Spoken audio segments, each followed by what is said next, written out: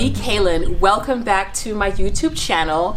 In today's video, I am going to be showing you an interview that I did back in early of 2021. This is another very late publishing because remember, if you watched my very last video, which I posted a few weeks ago, at the end of January 2021, I gave birth to my second child, my daughter, Shell. If you haven't seen that video, it is up. I just published that a few weeks ago.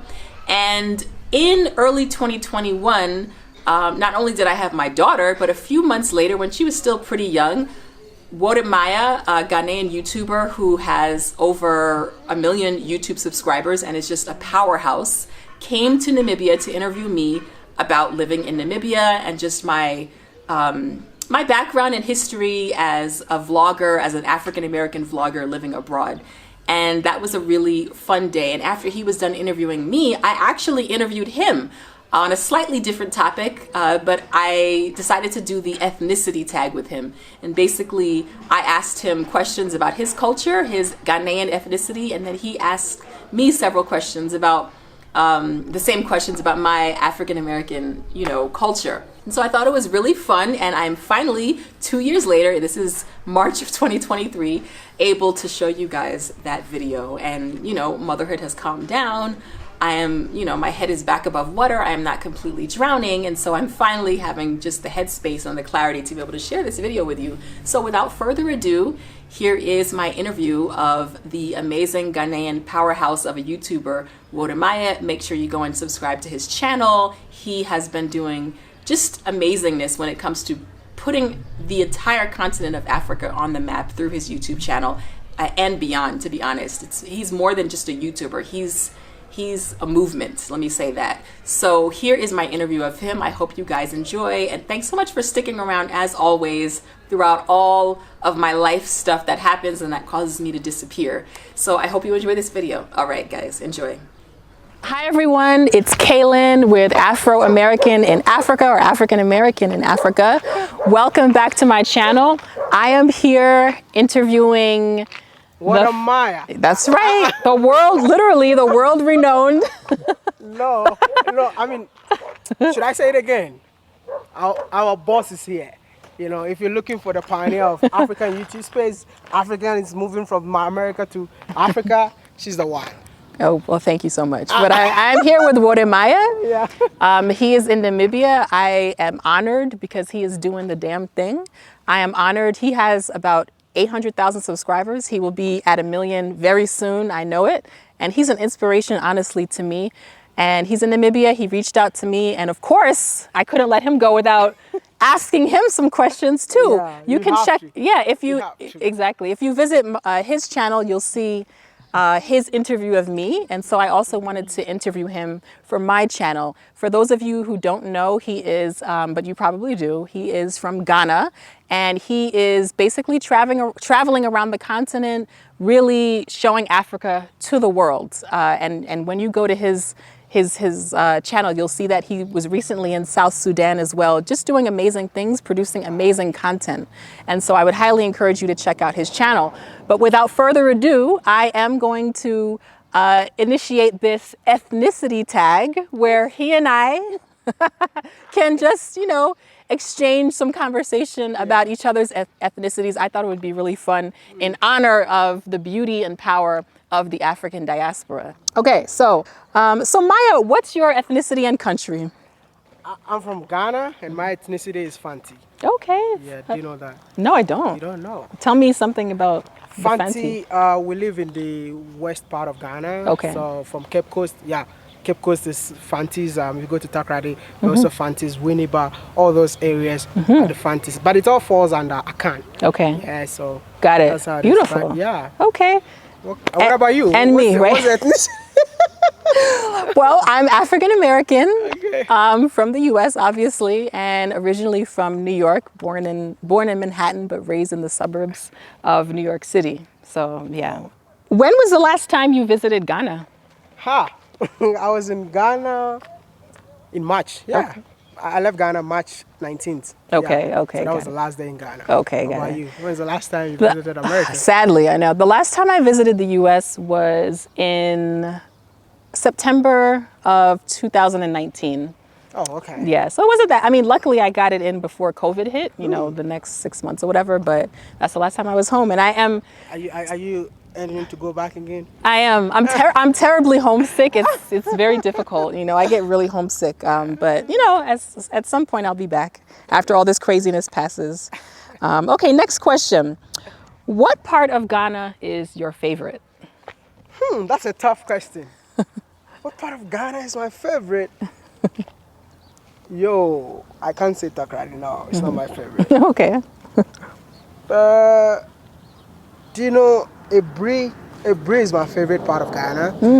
It's in the eastern region of Ghana. The weather over there is literally different from the weather outside, like the rest of Ghana, because it gets extremely cold that you can't even sleep without having air conditioning in your room. Okay. Fill up with trees. Yeah. I mean, it's also mountainous and all of that. Interesting. So I think that's my favorite. We even have a tree house over there where every weekend we just go and sneak in there and then just enjoy the breeze and all of that. Amazing. It's a beautiful place. Yeah. Okay, definitely. My favorite part of America. I forgot to ask it. Right, it's okay. I know it's kind of awkward, but it's okay. Yeah, my favorite part of America, I want to say probably New York City. You know, and I hope you get there one day. That's where she's from, so definitely. Yeah, you know, honestly, because it's such like a cultural blend. I hope you get there one day. Definitely. You know, it's New York City. My mother is like a Brooklyn. She's from Brooklyn, New York. She's passed away, but she was a Brooklyn native, and New York City is awesome. It's very fast paced. It's a little crazy. It's a little aggressive, you know. I love aggressive places. Okay, well then you fit in perfectly. You know, I'm going to Jamaica, eh? Oh, that's awesome. My best friend is I'm going to your country, though. Yeah, you should. To Barbados. Bayesian viewers, get him to come to Barbados. Jamaica, get him to come to Jamaica. I think we should say it here because I've actually been signed as a Barbados ambassador. Really? Yep. Oh my gosh. Yep. Oh, high five. COVID high five. I gotta give it to you. So yeah, we still, I'll be in Barbados very soon. Oh my God, that's awesome. Yeah. I'm jealous. Okay. All right, next question. Name one ethnic food that you enjoy the most from Ghana. Fufu and light soup, you know, kako. Okay. You know kako? Kako is a salted fish. You know, I love it so much, man. Oh, I love saltfish. Oh my God, because they have that in Barbados, actually. Really? I love saltfish, yeah. You guys are just like Africans. Exactly. But have you ever tried fufu before? I'm not sure. I don't.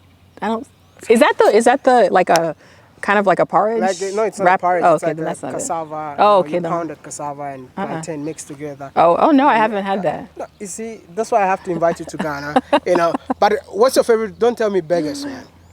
Definitely not. No. What's your favorite food? My favorite food, I would say it's soul food. That's like African American cultural food, I guess you could say, which is like sweet potatoes, or we call them candied yams. Okay. I don't know, fried fish, collard greens, macaroni and cheese. It's like a specific thing to African Americans. Like it's like our, cultural food. But you get to eat that over here. No, I would have to make it myself, and I'm not even a great cook, so it's a struggle. Okay, next question.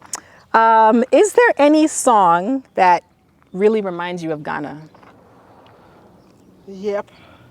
There's one song, I think our unofficial national anthem.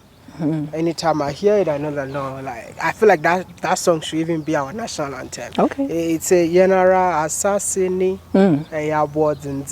and this is our land and it's so precious to us. Oh, that's nice. I love that. So, but it was unofficial anthem of Ghana. Yeah. And if I ever get a chance to become a president, I'll change our national anthem and use that as an anthem. Okay. Yeah. Maya for president then. Okay. And what about you? Again, it's not like I don't think there's like one song. There's hip hop, there's R&B, but I think what like if I'm ever in Namibia and I hear like something and I'm like, that's home. It's like generally like 90s R&B music, like those classic like R&B songs from the 90s when I was a teenager, yes, like I'm like, like the nostalgia. But I mean, when you came to Namibia for the first time, I realized that you were really balling, man. You're really chilling. I was? Of course. I've never been balling. You guys need to go check out her old videos. You see what I'm talking about. Okay. Okay. Okay, next question. Which place or places in your country project your ancestors' past? Like a museum? There are so many places. You can go to the Cape Coast Castle.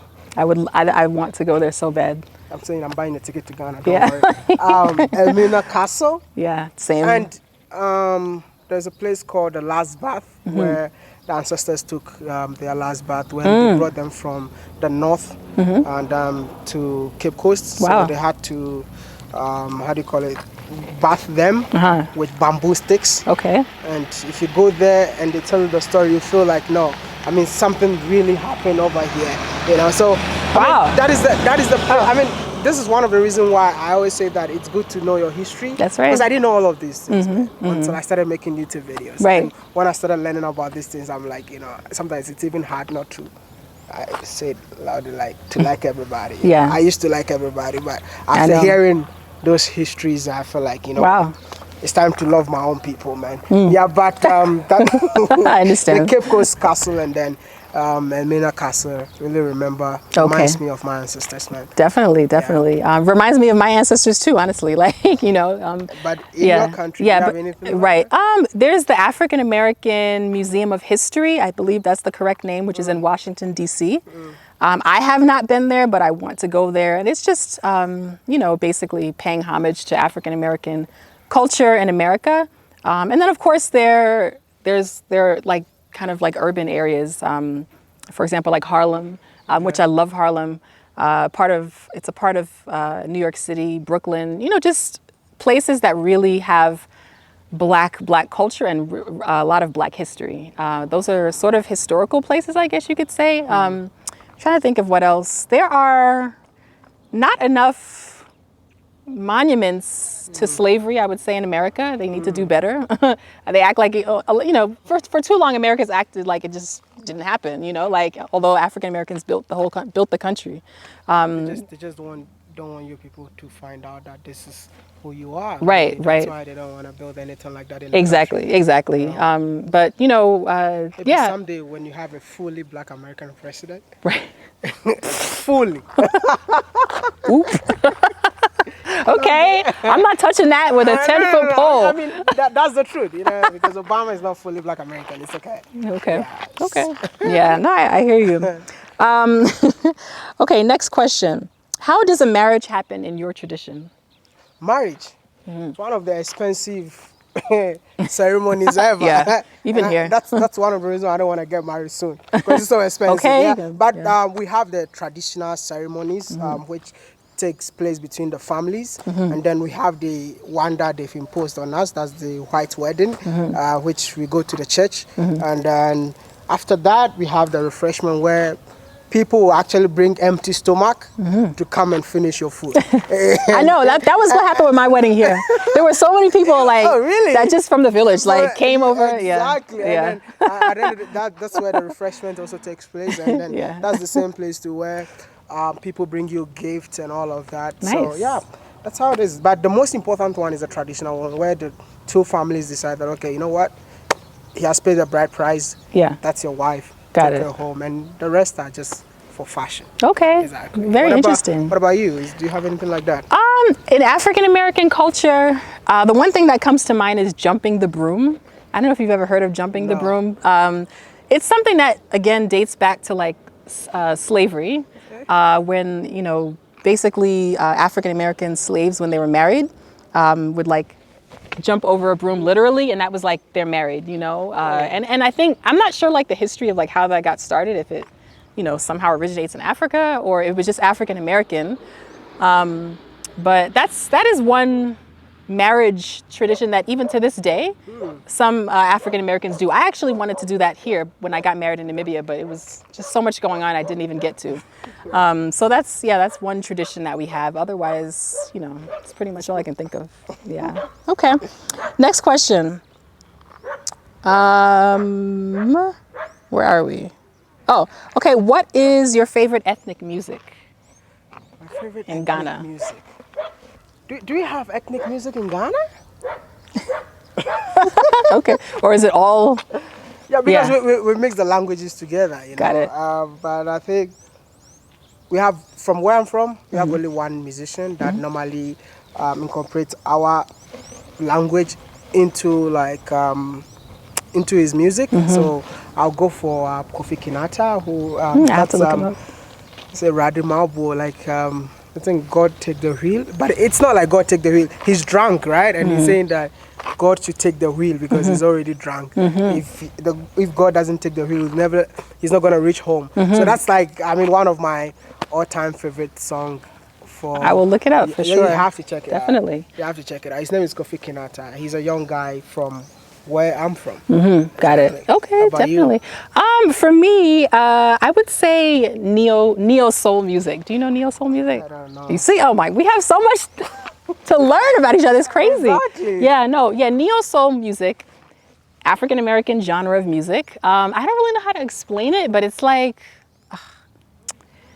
I don't know how to explain that, but some artists, Dwele, Jill Scott, you know, it's I don't know, people, you could say it's kind of deep, you know, like something you would play with like incense and candles burning, you know, it's like that kind of vibe, you know, like, so that's my favorite genre of music, neo soul. Like, I would suggest you look up. I'll have to WhatsApp you some neo soul songs. I have to check it out. Yeah, because I really don't know how to describe it, but it's like it's a vibe, you know, it's a vibe. Yeah. So okay. I need to visit America, man.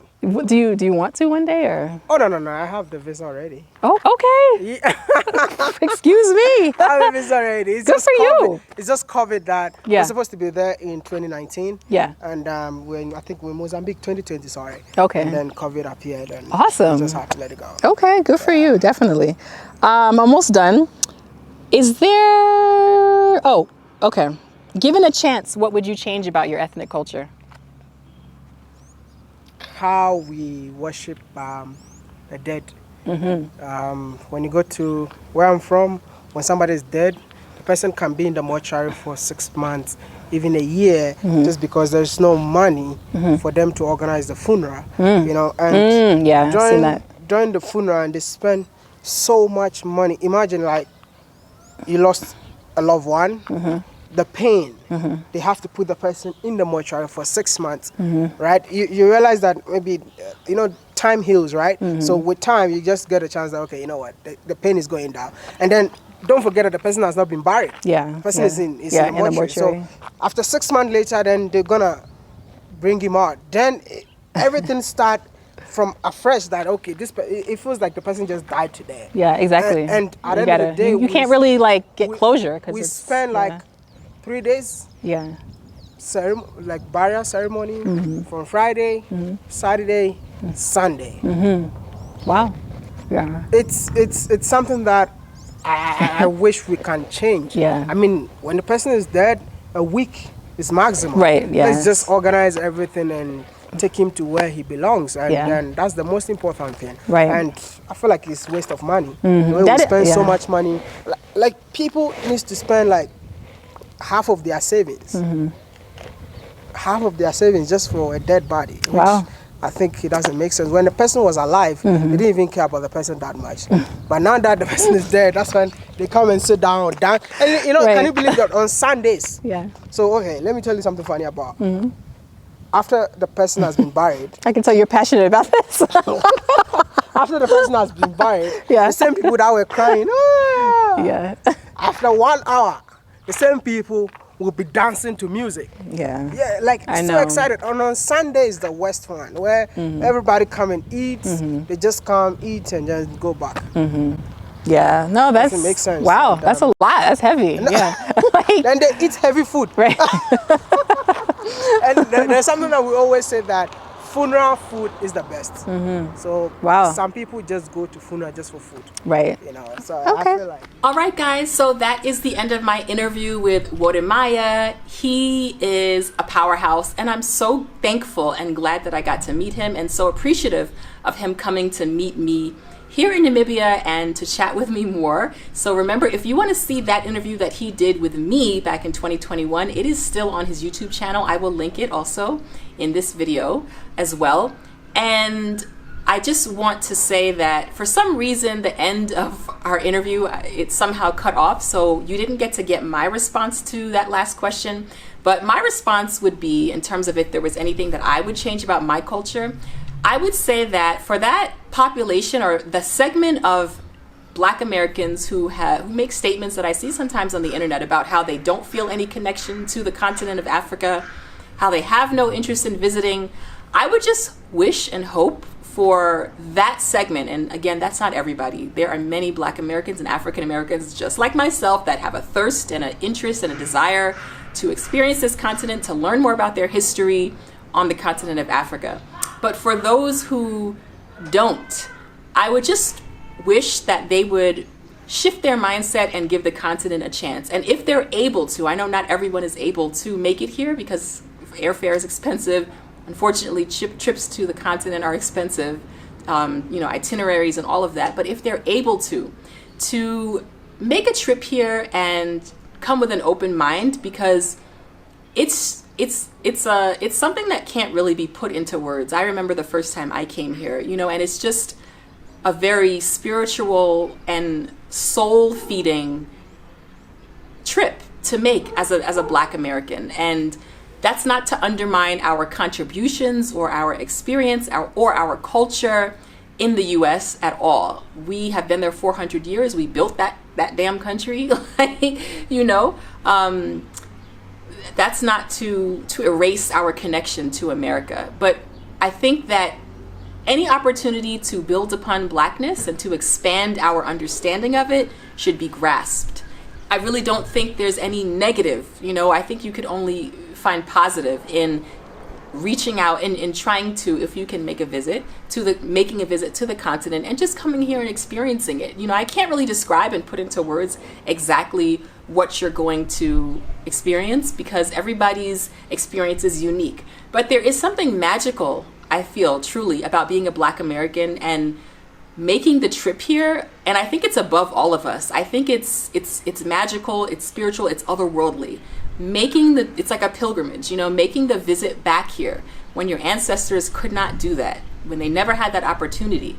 They were snatched away. There's something really meaningful and just indescribable about that. And you will come here and you will see people that even look like your relatives. I remember when I first came here, my first year, there was a guy here in Namibia that looked exactly like my uncle in New York. And my uncle is like born and raised, in Brooklyn, New York City. He has 4 Barbadian grandparents, and he looked like this guy here looked exactly like my uncle. There's another guy here that looked exactly like my dad. My dad is born and raised in North Carolina, Southern roots, and there was a guy here for the longest. I was like, who is it that he looks like? And then finally it hit me. He looks like my dad. Like they could be brothers. And so I really think there's just something very powerful about Black Americans coming here. And so if you have that attitude that you're just not interested or you don't see the point, and we've been there for 400 years and the US that's my home, I really feel like just open your mind up a bit more and dip your toes into African cultures and don't get caught up in diaspora wars and what people are saying online, because the reality is when you come here, it's going to be an experience so powerful and so magical that you won't even be able to put it into words. Just going to be so many small things that you experience. And I wish that experience for everyone because I really truly think it's life-changing. All right, guys. So thank you so much for watching. Shout out to Wode. Go subscribe to his channel. If you haven't seen his interview of me, check it out. It's still up on his channel when he came here and interviewed me here in Namibia. And thank you guys so much for watching. Thank you, Wode, for even initiating this conversation. If he hadn't reached out to me to interview me here in Namibia, I never would have filmed this video doing an ethnicity tag with him. So thank you so much, Wode. I hope all is well in Ghana. Stay amazing, and thank you guys so much for watching, and I'll talk to you soon. All right, thanks for watching. Bye.